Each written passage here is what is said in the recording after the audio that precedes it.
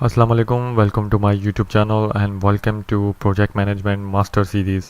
आज की वीडियो के अंदर हम बात करेंगे कि आपके पास प्रोजेक्ट के ऊपर जो है आपके पास ऑर्गेनाइजेशन की क्या इन्फ्लुएंस बनती है और उसके डिफरेंट एलिमेंट्स आपके पास क्या हैं। सो बेसिकली आप जब प्रोजेक्ट्स को किसी भी कंट्री के अंदर, किसी भी प्लेस में या किसी भी ऑर्गेनाइजेशन के अंदर डील आउट कर रहे हैं, किसी भी डोमेन के अंदर, तो आपको ये चीज़ अपने जहन में रखनी है कि प्रोजेक्ट्स एक अकेले वर्किंग के अंदर या एक सेपरेट एंटिटी नहीं है।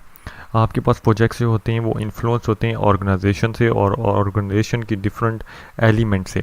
सो आपको इस चीज़ को जहन में रखते हुए एज अ प्रोजेक्ट मैनेजमेंट उन चीज़ों के साथ डील करना है। एज अ प्रोजेक्ट मैनेजर आपने अंडरस्टैंड करना है उन चीज़ों को और अपने प्रोजेक्ट को इसी तरीके से आगे लेके चलना है। सो पहली चीज़ जो सबसे इम्पोर्टेंट कॉन्सेप्ट है वो आपके पास है culture. Most of the time इस कल्चर की चीज़ को प्रोजेक्ट मैनेजर्स जो हैं वो अंडरस्टैंड नहीं कर सकते और उस चीज़ के अंदर वो एम्बेड नहीं हो सकते कि आपके पास किस कल्चर के अकॉर्डिंगली आप जो है आपको किस तरीके से काम करना है। अब कल्चर की अगर मैं बात करूँगा तो कल्चर में आप ये मत समझें कि एक आपके पास जो है सिर्फ कंट्री का कल्चर है जहाँ पे प्रोजेक्ट है। बेसिकली आपकी ऑर्गेनाइजेशन का कल्चर, जिस ऑर्गेनाइजेशन के अंदर आप एज अ प्रोजेक्ट मैनेजर काम करें और जिस ऑर्गेनाइजेशन के साथ आप एज अ प्रोजेक्ट मैनेजर काम करें, क्योंकि एज अ प्रोजेक्ट मैनेजर आपको काफ़ी सारी डिफरेंट सब कॉन्ट्रैक्टर्स, डीलर्स, रिसोर्सेज और बाकी सारे लोगों के साथ भी डील करना पड़ता है। तो जब आप इतने सारे डिफरेंट लोगों के साथ डील करते हैं, सो माइट भी उनका culture of the organisation different हो। जैसा कि अब अगर आपकी ऑर्गेनाइजेशन बहुत बड़ी कम्प्लेक्स ऑर्गेनाइजेशन है, आपके पास जो है एक बहुत ही ज़बरदस्त सा ऑर्गेनाइजेशन स्ट्रक्चर बना हुआ है और वो स्ट्रक्चर के अंदर आपके पास कॉर्पोरेट कल्चर एम्बेडेड है, तो आपके ऑर्गेनाइजेशन का एक डिफरेंट कल्चर होगा, अंडरस्टैंडिंग लोगों की डिफरेंट होगी, क्योंकि आप लोग जो वो अपने विजन, मिशन, वैल्यूज़ को शेयर कर रहे होंगे। लेकिन अगर आपके पास इसी तरह एक सब कॉन्ट्रैक्टर है जिसकी ऑर्गेनाइजेशन जो है बिल्कुल एक छोटी सी ऑर्गेनाइजेशन है, तो उसका कल्चर टोटली डिफरेंट होगा। माइट भी वो डायरेक्टली सीईओ के साथ कोलैबोरेट कर रहे हो, डील कर रहे हो, तो उनके कल्चर के साथ आपको लिंक आउट करना, उनको डील करना एज अ प्रोजेक्ट मैनेजर आपके पास ये बहुत ज़रूरी चीज़ है। देन एक इम्पॉर्टेंट कॉन्सेप्ट आपके पास सेकंड नंबर पे जो इन्फ्लुएंस करता है प्रोजेक्ट्स को, वो आपके पास आता है स्टाइल। आप स्टाइल के ऊपर अब ये मत सोचें कि style of the like organisation और प्रोजेक्ट और लाइक कि आपके पास जो है प्रोजेक्ट मैनेजर का स्टाइल क्या है। बेसिकली आपके पास जो लीडरशिप का स्टाइल है। जब आप स्टाइल की बात करते हैं तो एज अ प्रोजेक्ट मैनेजर आप हर एक बंदे की अपनी एक स्पेशलिटी दें। कुछ लोग जो होंगे वो एज अ लीडर कम्युनिकेशन में बहुत अच्छे होंगे, उनका जो स्टाइल होगा वो कम्युनिकेशन के अंदर बहुत बेटर होगा।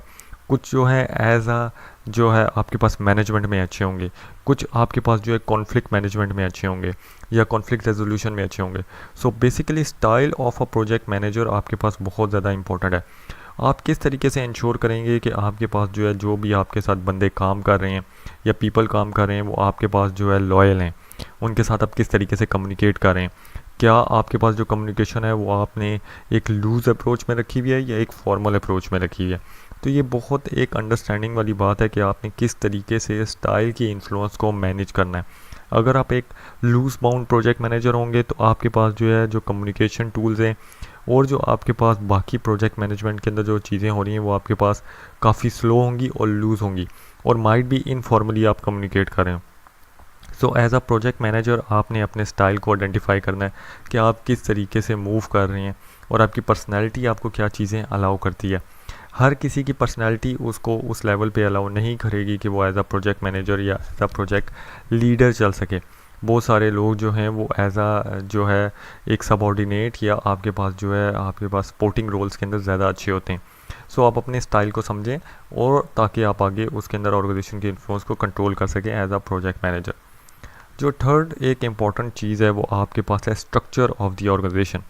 सो basically structure of the organisation के अंदर जैसा कि मैंने बात की कि आपके पास अगर एक छोटी ऑर्गेनाइजेशन होगी तो उसमें एक सीईओ होगा, एक मैनेजर होगा और नीचे आपके पास एम्प्लॉयज़ हैं।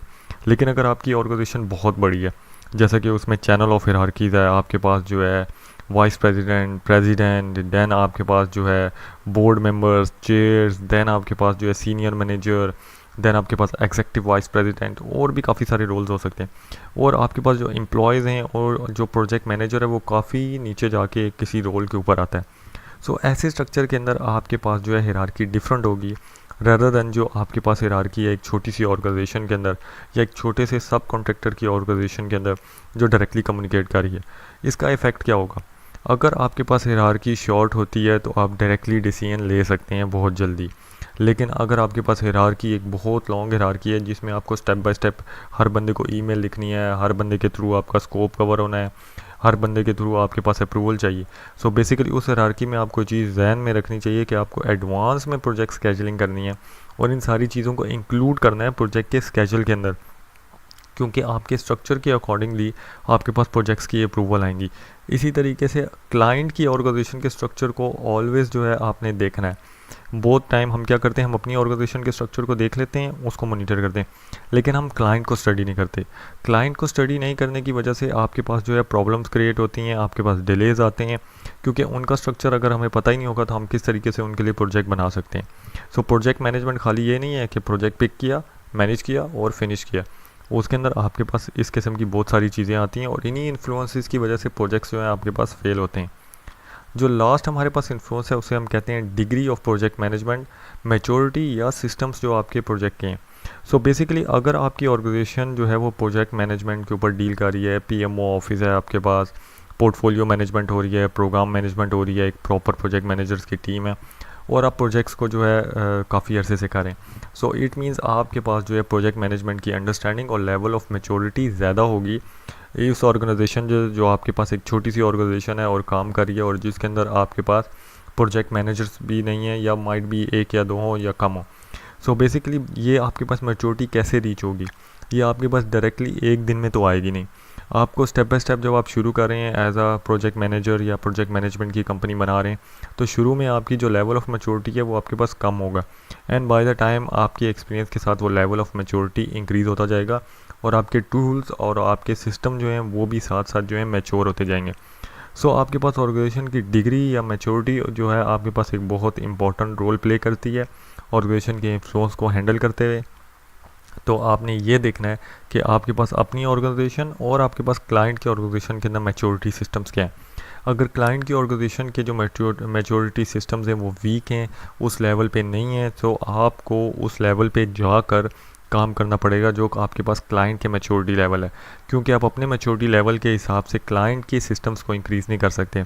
अदर वे कि आप अपनी टीम के साथ मिलकर उनकी टीम को ट्रेन करें in part of the project और उनको ट्रेन करने के बाद उस लेवल पे लेके आएँ या above the average of the level लेके आएँ कि वो उन प्रोजेक्ट्स को अंडरस्टैंड कर सकें। सो बेसिकली ये चार बहुत इंपॉर्टेंट चीज़ें थी जो आपके पास जो है ऑर्गेनाइजेशन की इन्फ्लुएंस के अंदर आती हैं, जिसको समझना इन अ प्रैक्टिकल कॉन्टेक्स्ट बहुत ज़रूरी है। थ्योरेटिकल कॉन्टेक्स्ट को जो है आप सिर्फ अंडरस्टैंडिंग के लिए यूज़ करें, लेकिन प्रैक्टिकली ये चीज़ें आपके जहन में होनी चाहिए कि आपने किस तरीके से किस सिचुएशन को हैंडल करना है। सो आई होप सो कि ये कॉन्सेप्ट आपको समझ में आया होगा। ये वीडियो थी यहीं तक। इस वीडियो को लाइक कीजिए, सब्सक्राइब कीजिए, मेरे चैनल को शेयर कीजिए दूसरों के साथ ताकि फ्री नॉलेज दूसरों तक भी पहुंच सके। शुक्रिया, थैंक यू।